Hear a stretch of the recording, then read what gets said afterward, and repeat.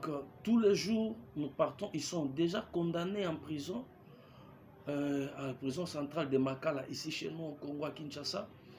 Mais ils ne veulent pas dire exactement où ils ont amené l'enfant, sauf ils disent qu'ils ont vendu l'enfant, mais ils ne veulent pas dire chez qui ils ont vendu l'enfant.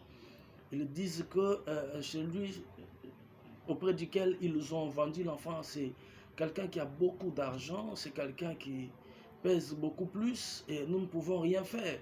Et puis là, ils disent même que même si on allait voir le président de la République, rien ne va changer.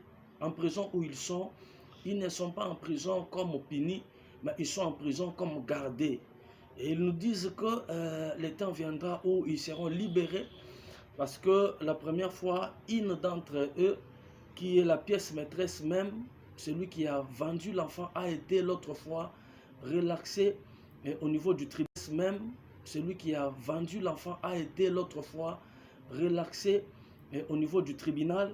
Alors on avait interjecté un appel et la dame a été récupérée, condamnée à 20 ans.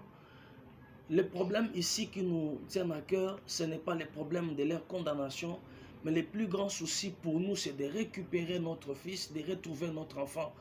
Alors c'est pourquoi je viens auprès de vous, chers tous, de partout au monde, de nous venir en aide. Si vous voyez ce garçon est à nous, c'est notre fils aîné, c'est mon fils, mon premier fils.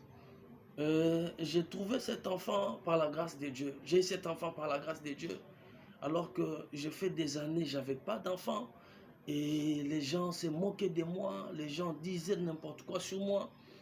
Mais par des prières et des sacrifices, le Seigneur a permis que j'ai ces gars.